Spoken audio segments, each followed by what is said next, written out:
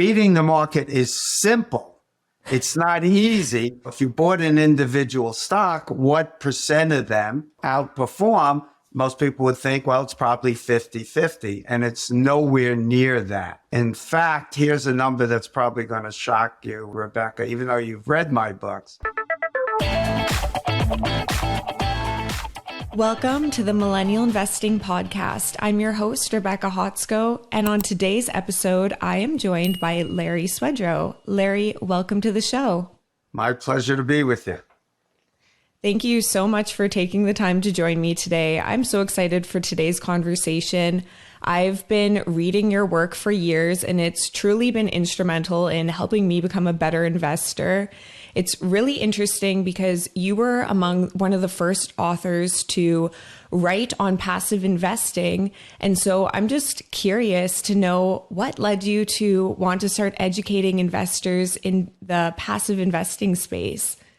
Yeah, well, I think the right way to think about this is, unfortunately, despite the fact that money is probably one of the most important things in people's lives, it's not, of course, money itself, but what money can do for you, provide a secure retirement, allow you to achieve things you'd like to do. I just came back from a trip to Israel and Jordan, got to see amazing places like Petra, provide a good education for your children. And yet, despite that, other than your family, your health, for some people, perhaps their religion, money's the next most important thing. And despite that, unless you get an MBA in finance, it's a virtual certainty you haven't taken even a single course in capital markets theory and investing.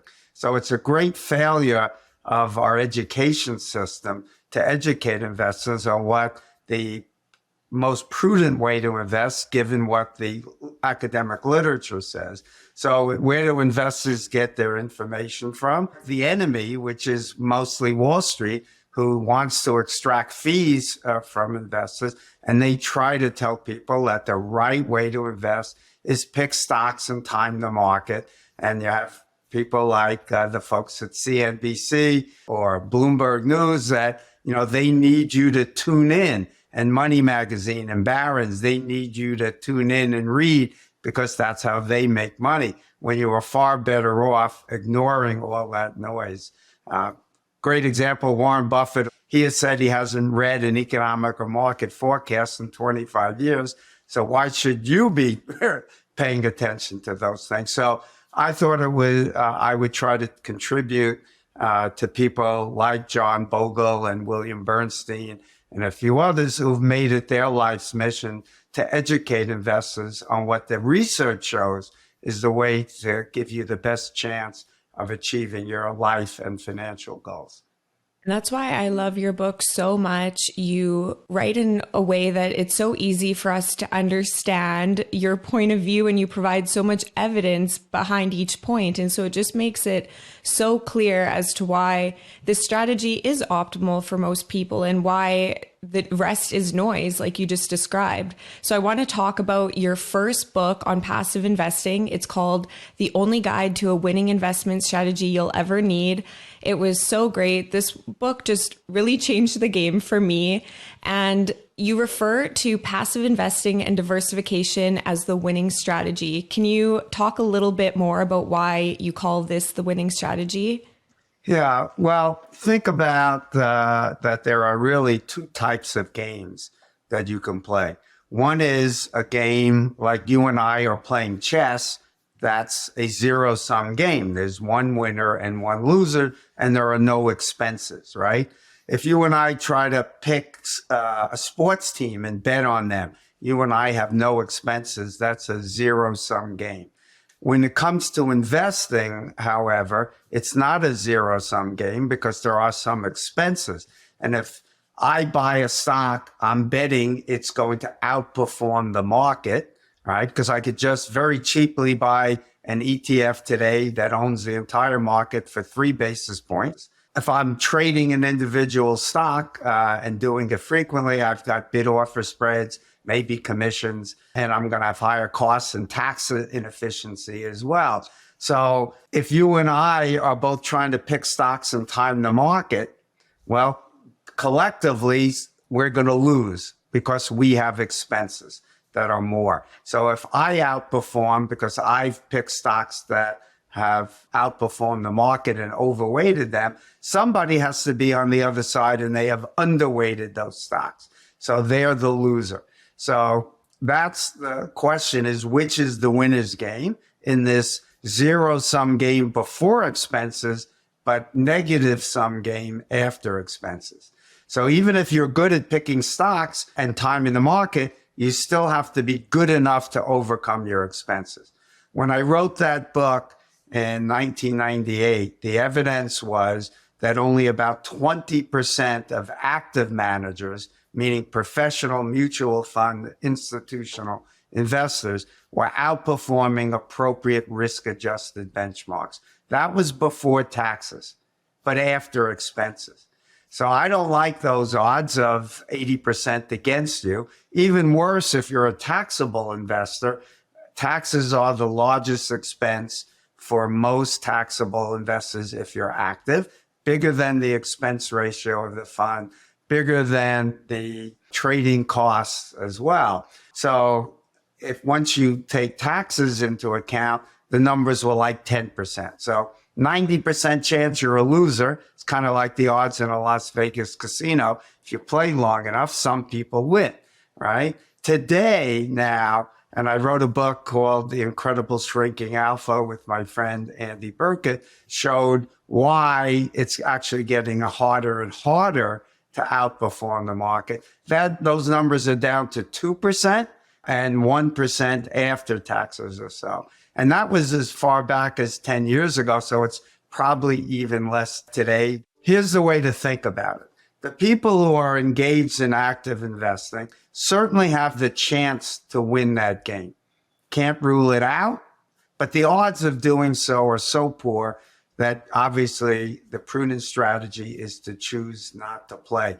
So it's not that the people are losers. It's a loser's game. And just like the surest way to win in Las Vegas or the racetrack is don't play. So don't be an active investor, and you have the best chance of achieving your financial goals if you diversify. And so let's touch on that briefly.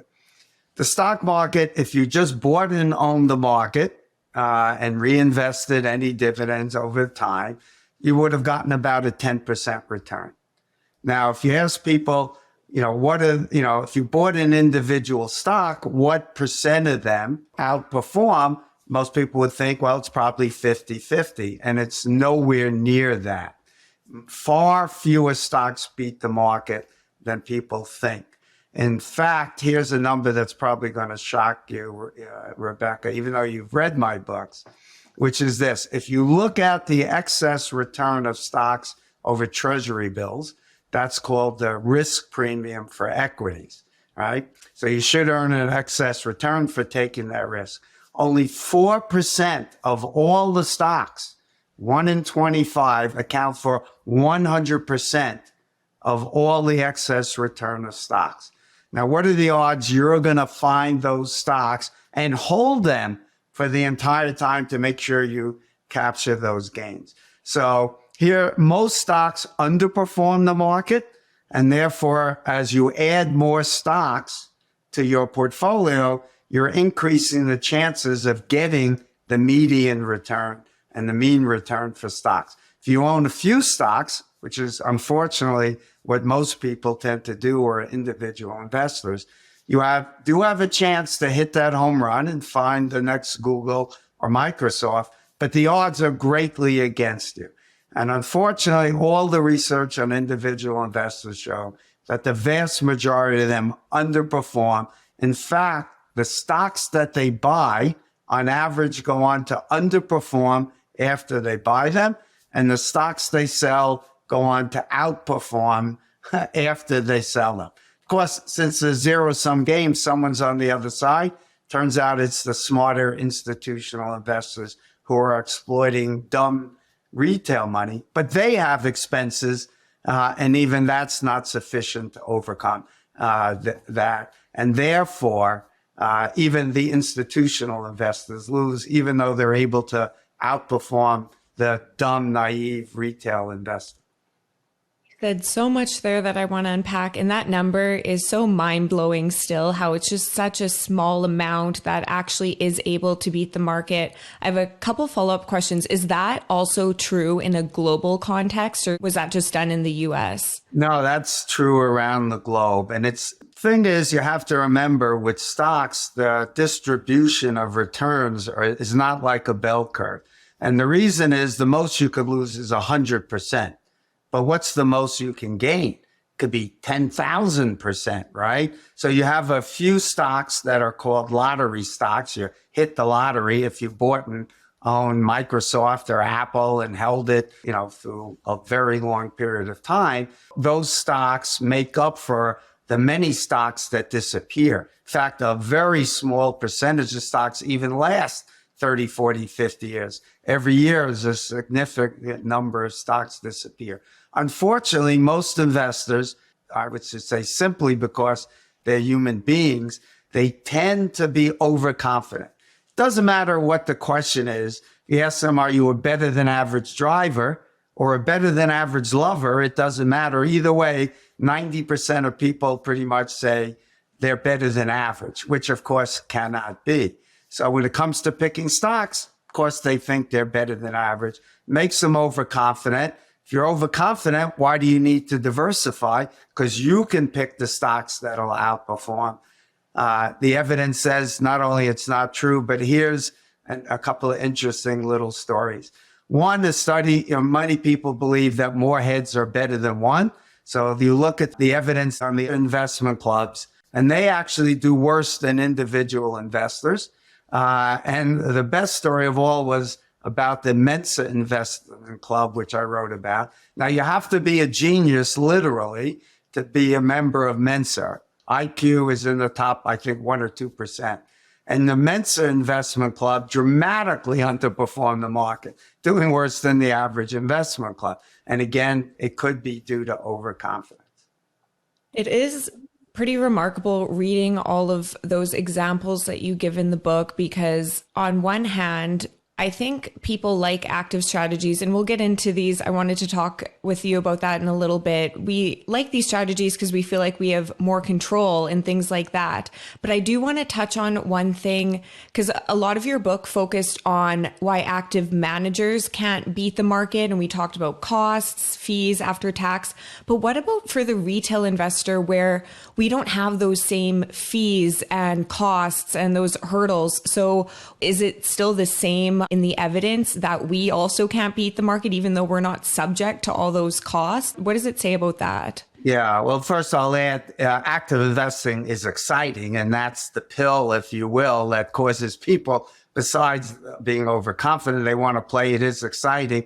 We all know that betting, for example, on sports is a loser's game. The house just keeps, taking some of those chips off the table, yet billions of dollars are bet every day. Same thing, people go to Las Vegas casinos knowing they're taking the vigorish out of every bet. And people go because it's exciting. Active investing is exciting. People watch Jim Cramer on CNBC and they think it's exciting trying to beat the market. And it does offer the hope of great returns. Unfortunately, you could take your IRA and buy a lottery ticket and you'd have about as much chance of winning as you do with that game if you're active. So that's it. So individual investors, here's the thing that's easy to understand, but virtually nobody thinks about it. The mistake that people make is that they confuse information with what's called value-added information or wisdom. So let's use you as an example. Rebecca, have you ever bought any individual stocks? I have, yes. Give me the name of any one of them. So one of them was RBC and TD, banks in Canada. All right. So you bought RBC, and I'm sure because you're an intelligent woman, you had probably 10 or 15 good reasons. You did your research. You didn't just get a tip on Reddit and said, here are the reasons why. You looked at management and said they've got a great management team, strong balance sheet, good culture, earnings outlook looks great, and you list all these things. Now, what you failed to do, I'm willing to bet, is to ask this very simple question. And let's agree, all the things you cited are true. Let's say you're investing in a drug company. You've done the research that they've got this great product that's going to cure cancer, right? So then you have to ask this question. Am I the only one who knows these things? What do you think? Were you the only one who knew all those good things about RBC or TDC? Absolutely not. What do you think the smart people, Goldman Sachs and Morgan Stanley and other, institutional investors, hedge funds, etc., did they know what you knew? Now, since we know that beating the market is a zero-sum game, if you're buying it, somebody has to sell you that stock, right? It doesn't get created out of thin air. So if you're buying the stock at 40 because you think it's worth 50, they're selling it at 40. Only one of you could be right. You think it's undervalued. They think it's overvalued. So they're selling it, right? What are the odds that you're right versus them with the greater information? Well, that's what the research shows. I would say I'm not on top there. Yeah, just acknowledging they know more than you, and that's what the research shows. Every time individuals buy a stock, on average, it goes on to underperform after they buy it, and on average, when they sell, they underperform. Because people never stop to ask the question, what do I know that the rest of the world doesn't know? If you bought TDC because you thought, let's say it was trading at 40 and you thought it's worth 50. If Morgan Stanley thought it was worth 50, where would it be?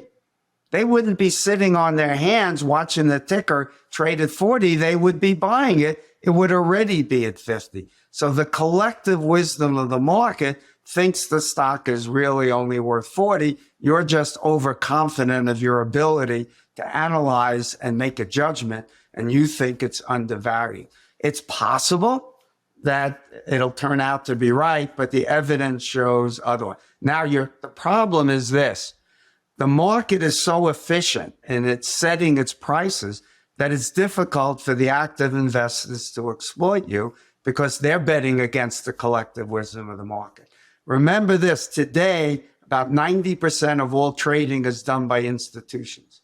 So when you buy a stock, say TDC, the odds are 9-1 that it's an institution on the other side. You're not trading likely against another naive retail investor who you might be smarter than. You're trading against Warren Buffett, Peter Lynch's of the world, and hedge fund managers, etc. But here's the problem for the active institutional investors. When Goldman Sachs is buying a stock, who's likely on the other side? Well, it's 90%. It's likely to be someone like Morgan Stanley or, Ray Dalio at Bridgewater. And who's to say who's smarter there? Who's the dummy in that game that's being exploited? And the problem is when you own one stock, you have the opportunity to hit that home run, but you also have much greater odds it will underperform the market because most stocks underperform, right? And therefore, you're under-diversified, and therefore you're likely to lose. You reduce your odds of underperforming the more the number of stocks you buy. And if you follow the research, there are certain types of stocks, and that gets us into a whole other territory here, that have outperformed the market over the long term. And they're the kind of stocks that Warren Buffett had been telling people for 50 years to buy.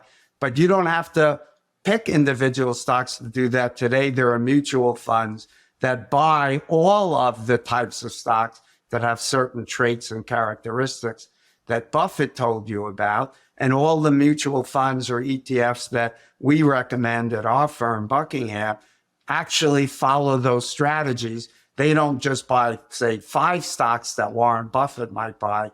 My portfolio probably has 20,000 stocks in them. But they all have those same characteristics of being cheap and profitable. And we also tend to avoid what's called negative momentum stocks, stocks that are recently underperforming. Right.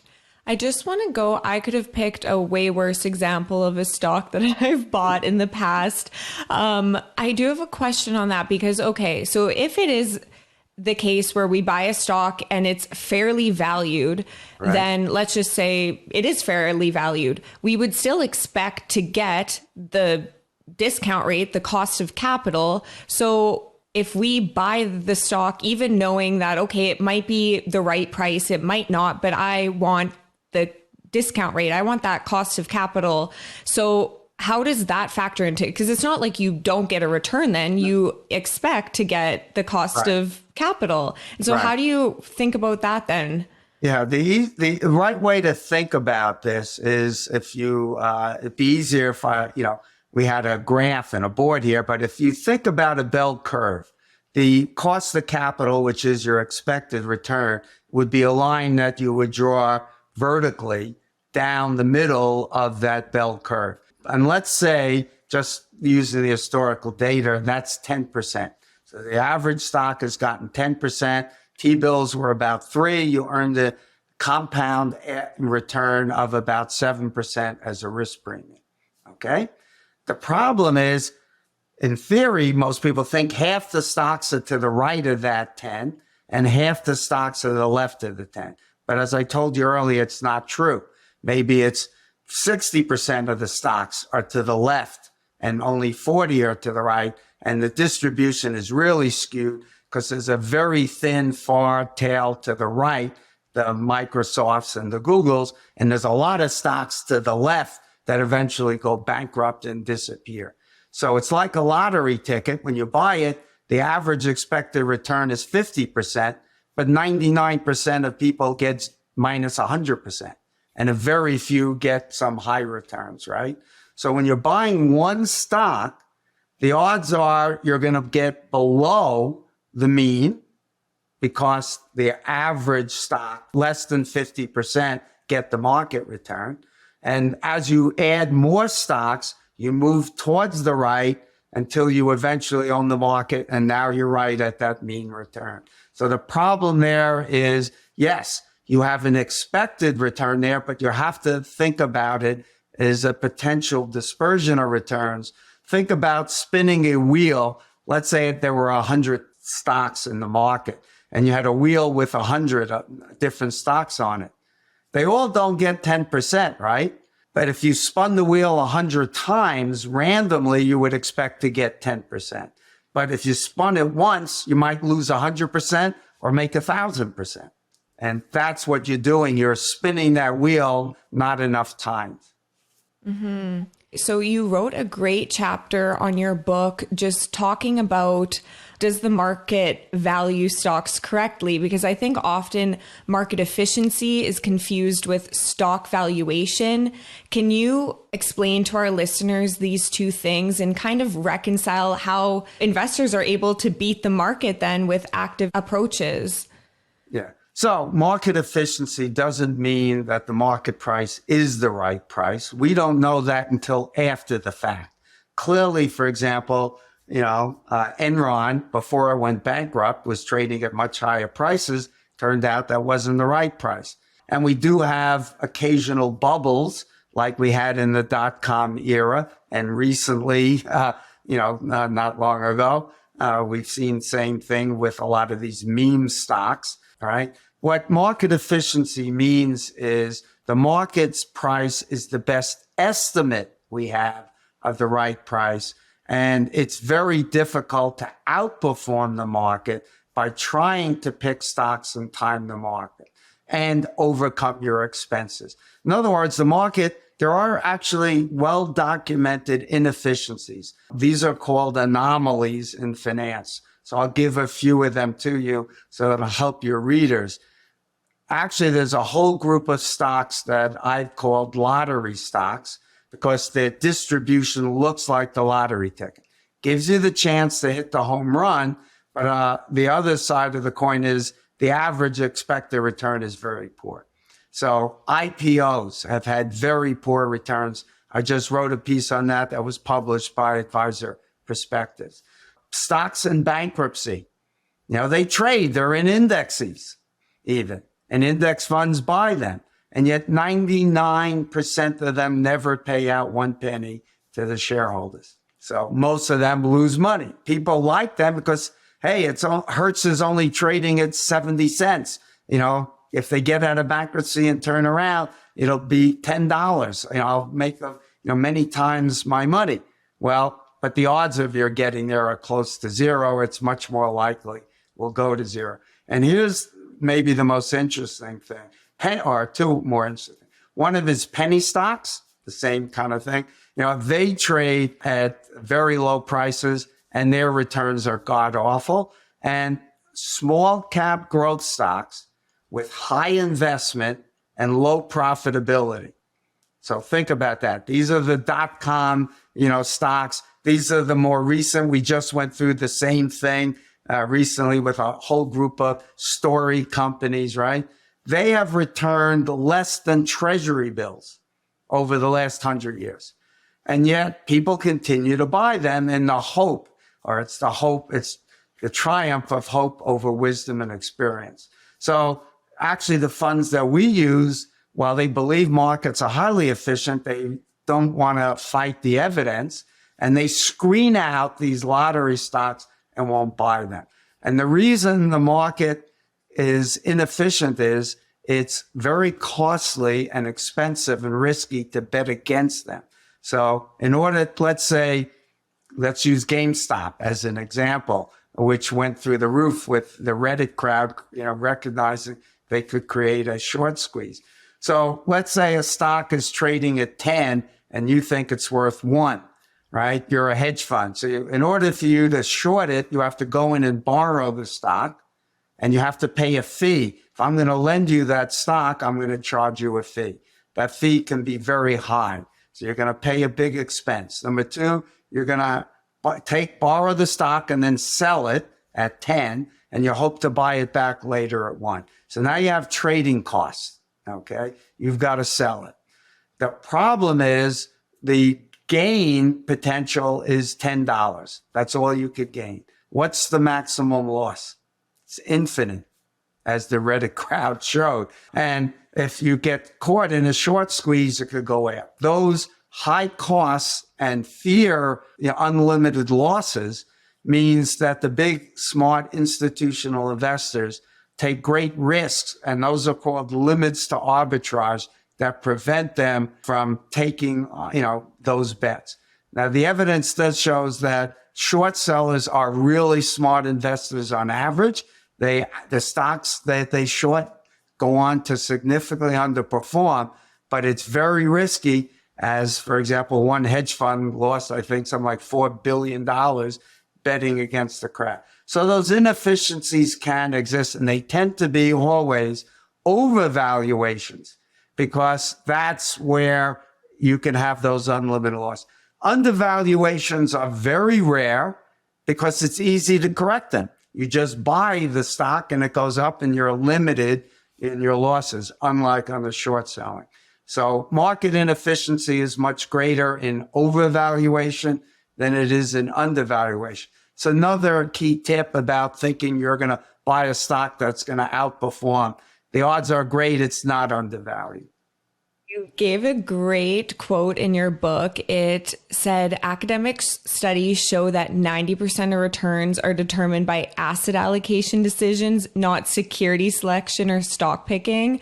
I thought that's such a high number, and it just speaks to what you're just talking about, how there are more important things that determine return above stock picking. Can you talk a little bit about asset allocation for our listeners and kind of just expand on this point?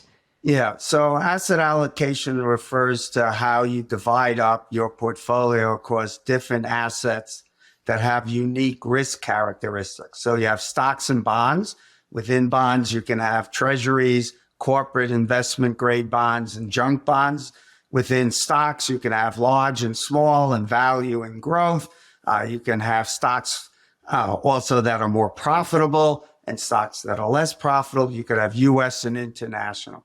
The research, and I wrote a book called Your Complete Guide to Factor-Based Investing, and that really showed that there are certain traits or characteristics. That's what a factor means.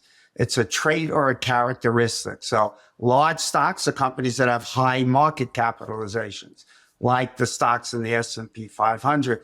And then you could have small stocks that may have a valuation in the $100 million range. You have value stocks, which are cheap stocks. They trade at low PEs, or growth stocks, which are defined as high PE stocks. So Warren Buffett had been telling investors for decades that he beat the market because he bought cheap stocks that were more profitable and they were higher quality. They didn't have a lot of volatility in their earnings, not a lot of leverage on their balance sheet. So academics went in and reverse engineered that. Of course, it took them 50 years to figure out what Buffett had been telling people for decades. But eventually they found this. Let's see if we can identify what the stocks are that Buffett says you should buy. And if we can identify that there are common traits, then we could just buy an index of those stocks or create an index of them. And we don't have to do any research into that. Or is it that Buffett's a great stock picker? Now, most people would say Buffett was a great stock picker. The research says that's not true. Buffett's genius was he identified these traits well before others. And in that first book, at the time, academics had identified 2 factors or traits that allowed you over time to outperform the market. And they were value, so buy cheap, and buy smaller stocks. So the highest expected and historically highest returning stocks were small value. But that only explained about 2/3 of Buffett's success or his outperformance. So the academics kept trying to drill down, and eventually they found that there were 2 other characteristics. One, profitable stocks. So if you bought stocks with high return on assets, high return on equity, high gross margins that were high, and quality. So they had these other traits of more stable earnings. If you just bought an index of those stocks, you basically match Buffett's performance, and his alpha, all his outperformance virtually disappears. So his genius, not taking anything away from him because he figured this out, 5 decades before the academics, was at identifying these traits. And Buffett has not outperformed these types of indices for the last 13 years or so. And the market has become much more efficient because active managers, for example, used to be able to say, for example, when I wrote my first book in 98, if you bought small value stocks that were more profitable and higher quality, you could claim you were outperforming even on a risk-adjusted basis. But since 2013, you can't do that anymore because all the funds that I own and others own and their ETFs incorporate that. And they buy all these stocks. So you have to we're able to benchmark it against a better measure. And you could do it very cheaply, and you don't have to spend any time watching CNBC, reading Barron's, and you get to spend far more time on things that are far more important in your life.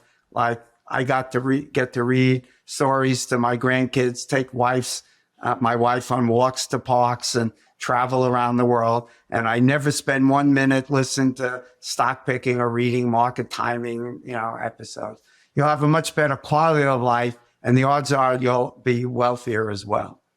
I love that you related that back to Warren Buffett's success. And that was so, I remember reading that in your Factor book, which I absolutely loved. And I'll link that one in the show notes along with your other ones, because a lot of our listeners, we talk about Warren Buffett's strategy a lot on our show. That's actually what our flagship show was founded on, was studying Warren Buffett's investment principles and his success.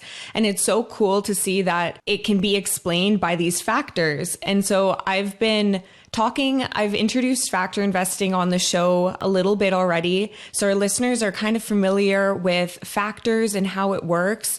But I introduced the FAMA 5-factor model. And in your book, you talk about what makes a factor a true factor or not, because academics and people have been coming up with so many factors now over the years to try and explain the differences in returns. But you cover 5 rules that a factor needs to meet for you to invest in it. So can you talk a little bit about those and then which factors actually meet those rules? Right. So first, I want to mention that I did write a book called Playing the Winner's Game: Think, Act, and Invest Like Warren Buffett. And it explains everything we've been going through. So for your listeners, that book is available. So I'm really proud of that book, Your Complete Guide to Factor-Based Investing, because Andy Burke and I did create these rules here. And now you see that quoted often in academic papers. Unfortunately, no one credits Andy and I for coming up with those rules, but that's okay. So again, a factor is a trait or characteristic, and academics are, the problem today for academics is 50 years ago, you had to have a theory and then you could test it by looking at the data, but you didn't have high-speed computers. When I was doing my MBA program, you had punch cards and you had to program them and turn them in overnight. And maybe the next day or 2 days later, you'd get the answers. So it was difficult and expensive to test theories. Today, you can tell any high-speed computer, find me a correlation, and it will spit it out. But it doesn't mean there's any reason for you to believe that correlation has any value. You need correlation that there's a tie, meaning there's causation for that correlation. So to prevent the risk of this data mining, torturing the data until the computer confesses, right, is the joke. So what Andy and I came up with these rules to minimize the risk of a data mining outcome. So purely random, like, when the NFL wins the Super Bowl, stocks go on to do well, or vice versa, right? Makes no sense, so you shouldn't believe it persists. There's John Cochran, who was head of the American Finance Association, in a keynote speech complained about the problem that there's this zoo of factors, like 600 of them, although many of them are very similar. So there are dozens of value strategies.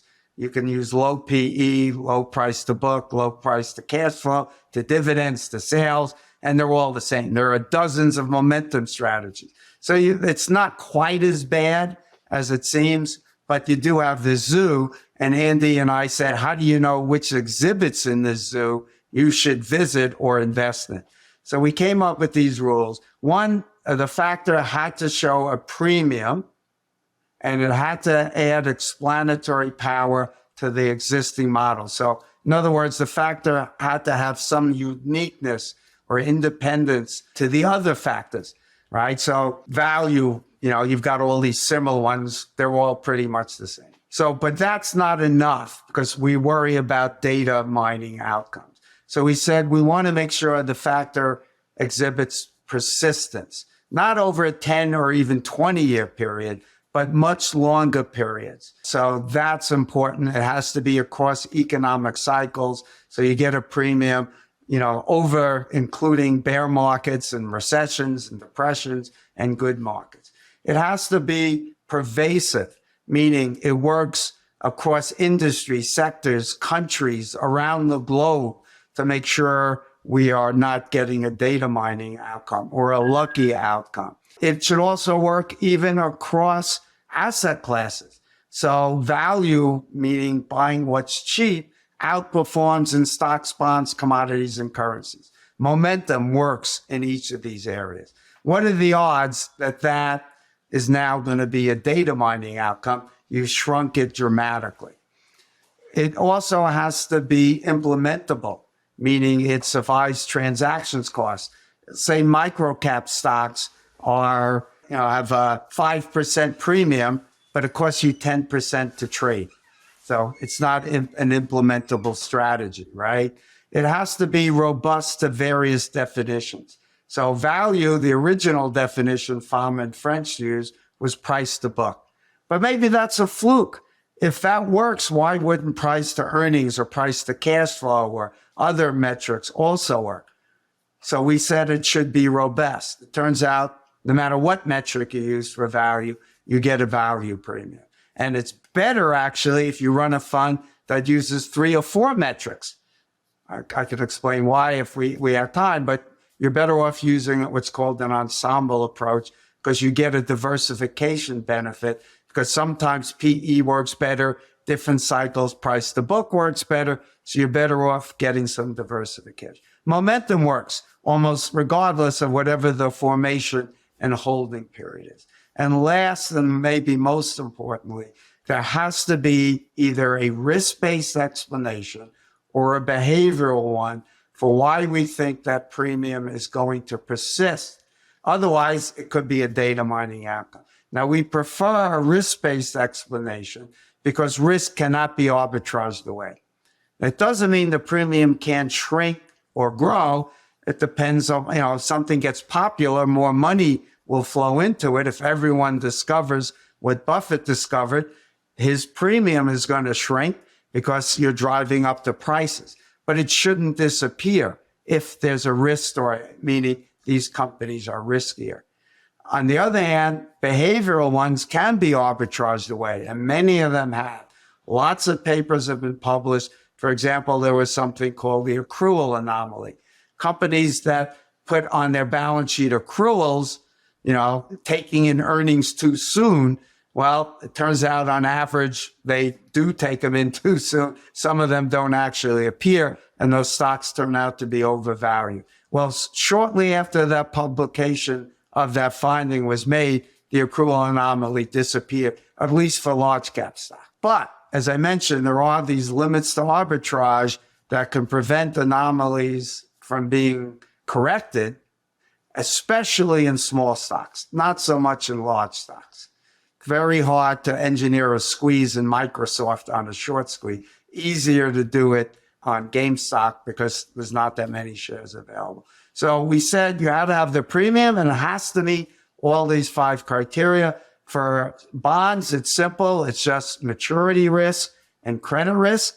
And credit risk has not been well rewarded. So probably better off not taking it, buy only safer bonds in general, at least when it comes to public bonds and stocks. The key ones are just 5: size, value, momentum, profitability, and quality. You could ignore all the others that are out there. And so a simple way to do it is by very simple, small value stocks that are highly profitable at higher quality. And you could do that with a whole range of funds that are, fund families like Dimensional, Avantis, Bridgeway, BlackRock, all have relatively low cost, tax efficient, highly diversified vehicles that people can use to access them. That was so great. I loved reading all the explanations of the behavior versus risk-based argument for each factors. I found that so interesting in your book.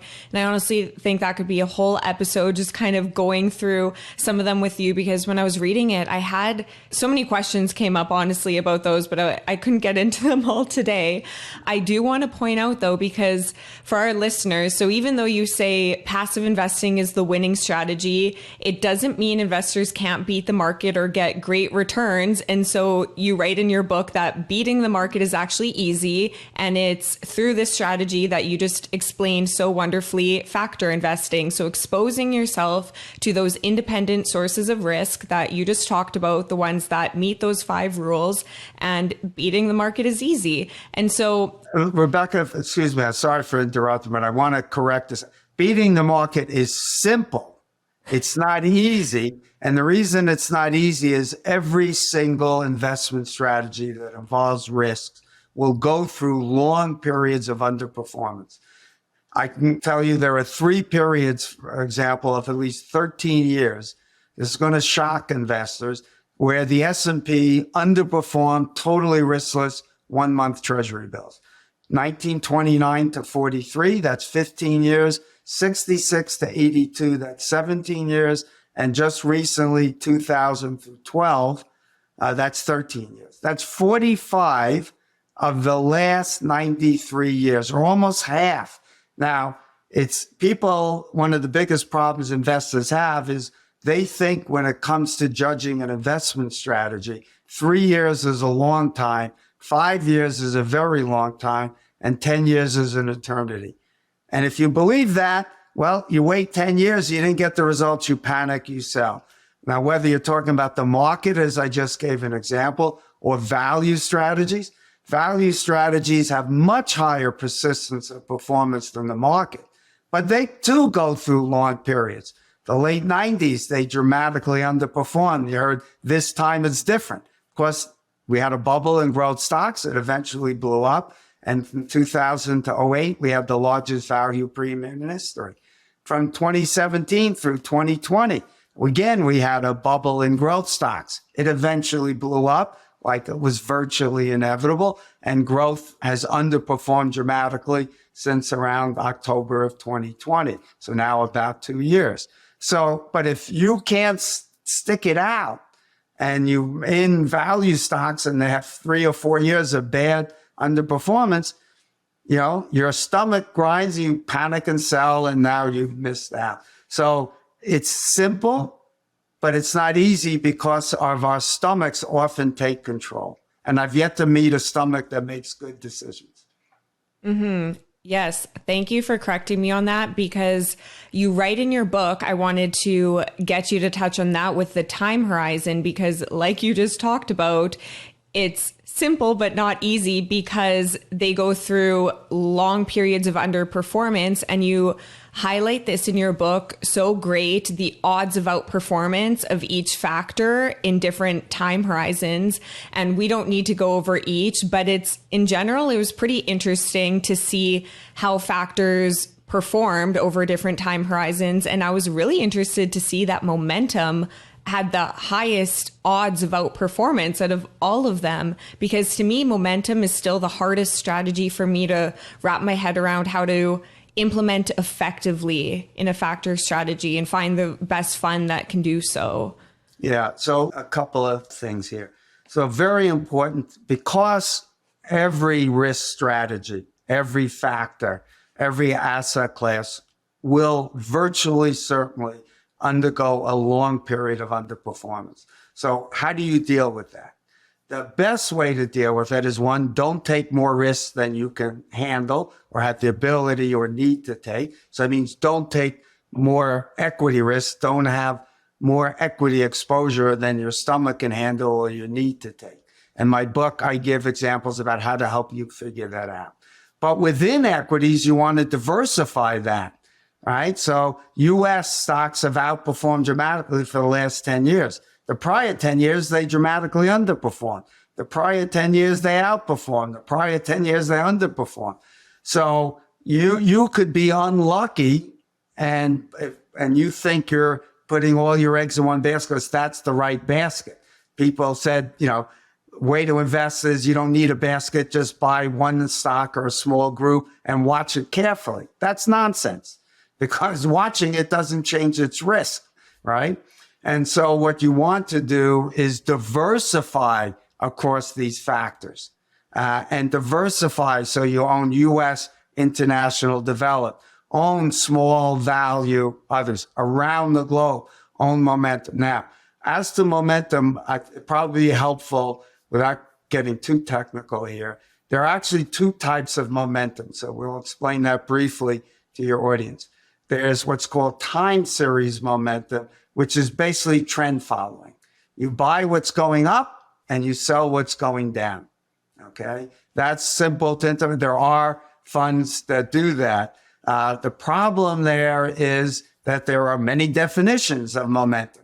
And I wrote a paper, my friend Marat Maliboga wrote a paper on this, and he showed that momentum works, but the best strategy is to own multiple strategies of momentum, because some work on short signals. So the market moves in very quickly. It'll go from short to long if it turns down. Others work on intermediate signals, and other work on longer signals. So you might think of it as one working on maybe a 30-day moving average, another on a 60, and another on 180. Well, over various decades, different ones work better. So you want to diversify that. And he found you got the best results by owning multiple managers who use different strategies. Then there's something called cross-sectional momentum, which is relative momentum, not absolute momentum. So that means if you look at stocks, say you're a small value fund, okay? So you've got maybe 1,000 stocks in your universe. It will buy the top 30% that's performing the best and short the 30% that's performing the worst, or avoid buying them. It doesn't matter. They could all be going up, but you're still going to short the ones that are going up the least. Or they're all going down, and you still buy the ones that are going down the least and short the ones going down the most. All of the funds that we use incorporate some form of momentum. So a small value fund run by Dimensional, Avantis, Bridgeway, for example, if a large growth stock is going down in price and now it becomes a small value stock and enters their eligible universe, Vanguard's fund will buy it because it's now in their index. The funds that I mentioned would not buy it until that negative momentum ceased. So you don't have to worry about momentum or anything else. You just buy these funds that incorporate the strategy. Now, there are funds like, I think, MTUM, which is a time series momentum type of fund, trend following. AQR runs a trend following that uses multiple signals. So they're trying to capture a blend, that ensemble, which I think is the better way to go based on the research. So you can buy funds, but momentum goes through long periods of poor performance. It had a great period in, it helped you escape the really bad ravages of the great financial crisis because you got short and it stayed short. And then it did poorly for a decade. And then, the 2020 COVID came, and now it turned and had great results again. It's been very positive. So, but are you going to hold on for a decade of poor performance? If you can't, then don't own them. That's where I get back to own size, value, momentum, and all kinds of other assets, not just stocks and bonds. I own reinsurance fund, for example.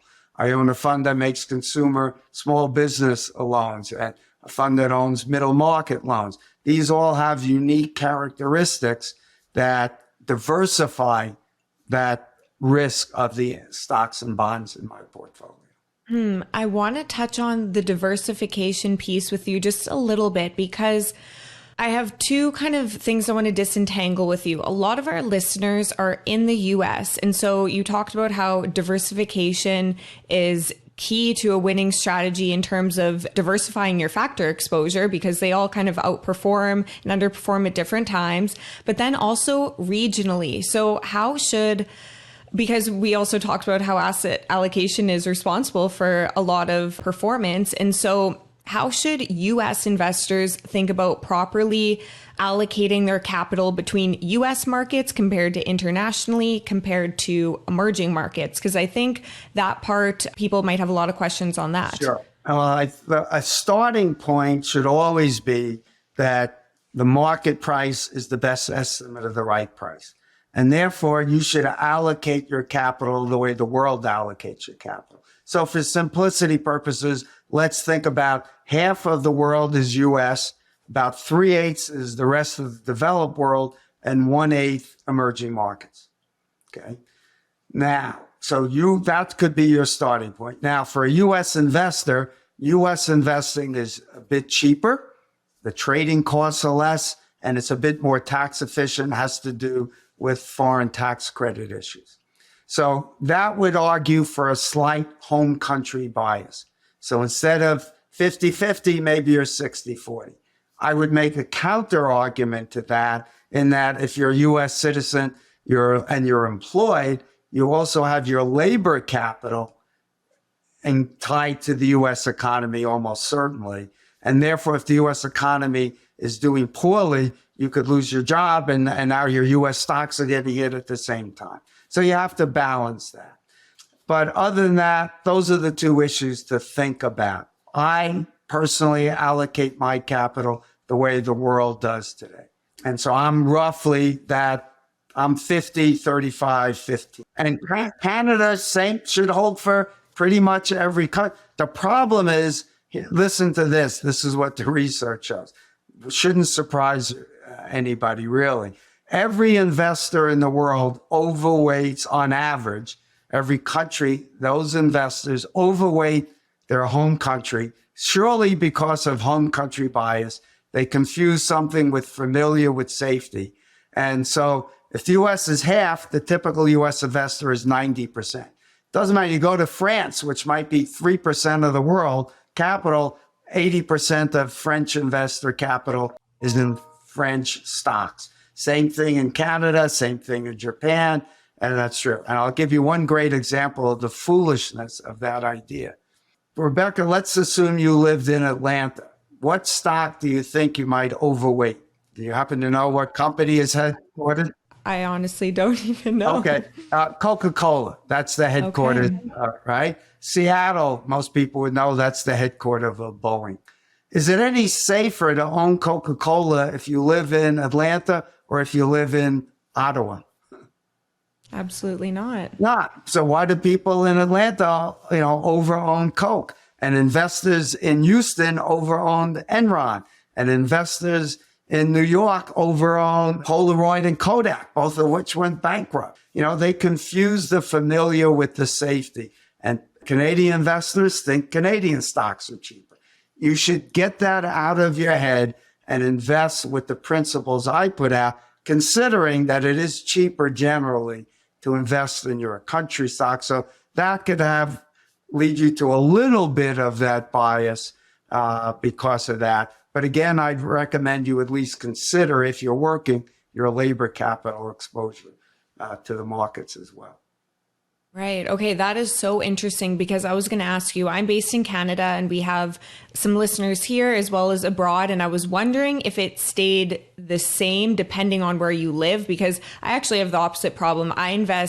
I thought way too much in US. I think my exposure is about 60% right now, which is too high. And so I was wondering if I'm in Canada, should that be higher then because I'm in Canada and it's my domestic country and there's perhaps some small tax benefits, but maybe that's getting too nuanced. A general rule is invest, like you said, the world market cap. Yeah, well, 60% for you certainly seems to me to be too high. 50 would be my starting point. And then maybe Canadian investments are cheaper for you. You might have a bit of home country bias, but again, you're young. Maybe the largest asset on your balance sheet is your expected labor income over the rest of your life. You should consider that. And if that's tied to Canada, maybe it's not, but if it is, you should consider that. I'll add one other thing, and I hesitate almost to include this, because people will jump on it as a market timing thing. Valuations do matter. And today, U.S. stocks are trading, I would say, getting close to about what might be historically their average PE ratios. So we're about 17 on the S&P 500, okay? But value stocks are trading as if the world's coming to an end, small value in particular. If you look around the globe, U.S. small value, international small value, emerging market small value are trading at PEs in the 6s and 7s. Europe is trading and developed world is trading in single digits. Emerging markets are in single digits. The best estimate we have of future expected returns is PE ratios. You would invert them. So a 17 PE would get you a 6 earnings yield. And that's a reasonable estimate of the future expected real return. But a 8 PE would get you 12.5. Now, that doesn't mean they're better investments. It means the market thinks they're riskier.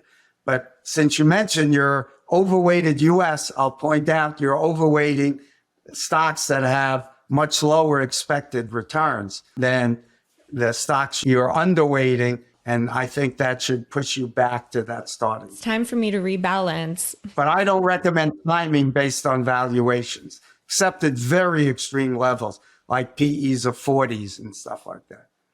Mm-hmm. Yeah, I kind of use it as a rule where I usually don't let my US go over 50, but just the way it went over the past year, it went up there and I honestly haven't rebalanced. But I do want to talk to you about how to best get exposure to these factory ETFs, because there's been a lot of new factory ETF products come out. And in your book, you provide your kind of approved list of ETFs that you approve for each factor, but that was written a little bit ago. So I'm wondering if you have any updated thoughts on which are the best to expose ourselves to each factor. Because as a personal example, I've been investing in Vanguards, but now Dimensional is available in Canada as well as the US, and Avantis has come out with quite interesting factor exposures. So do you have a kind of a priority list? Yeah, one of the worst mistakes that investors make is they think that, say, all small value ETFs are created equal, and therefore I'm just going to buy the cheapest one, say Vanguard. That's a huge error. It's like thinking, I should take my wife out on our anniversary to Subway for dinner. You buy value, you don't buy cheap, except if it's a pure commodity.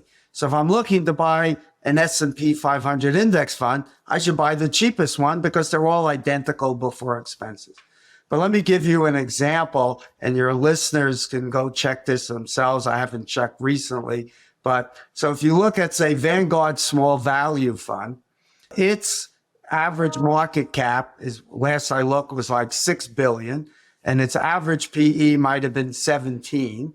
If you looked at Dimensionals, their average market cap was about half of that, and their average PE might have been 10. And then if you look at Bridgeway, which is a mutual fund, not an ETF, its average market cap was like $1 billion, and the PE was even lower. So the expected returns are much higher for DFA than Vanguard, and they're much higher for Bridgeway than DFA. So what you want to look at are three key characteristics, I would say. Look at the expense ratio, and then look at the average market cap, and then look at the average PE ratio or price to book or some combination. And you should be willing to pay a bit more to get deeper exposure. Vanguard's Small Value Fund isn't very small. 6 billion market cap is not very small.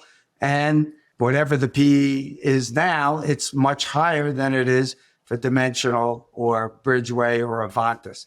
I think the three funds families that I currently use, or I'll use two because there's only two that have ETFs. I think Avantis and Dimensional are the two leading players. They're very similar. I use them for tax loss harvesting, so I'll swap one for the other. In fact, the research team for Avantis came out of the research team at Dimensional. They're both filled with world-class academics, and you can certainly trust them. They're highly diversified, stay disciplined, and Avantis's funds run for factor funds in the roughly 25 to 30 basis points.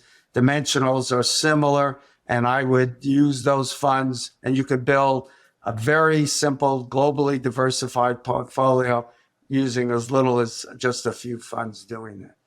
That was super, super helpful. That's something that, I've been wanting to ask you for a while now, because we think that low cost is more important. And when I was looking at Dimensional and Avantis, it is way higher than Vanguard's. But like you mentioned, there's more to consider because this is an active approach at the end of the day. And so there's more to consider with this than just the lowest cost. Are you actually getting the premium? Yeah, let me say this. People throw around these words active and passive, and there's no real definition. So what I try to do is this. Certainly every fund is active in how it defines its universe. For example, Vanguard is active in small value because it happens to choose, I think it's now the CRISP in small value index. Well, it used to use the Russell 2000, and then I think it switched to the MSCI. And now, well, that's an active, and there are differences.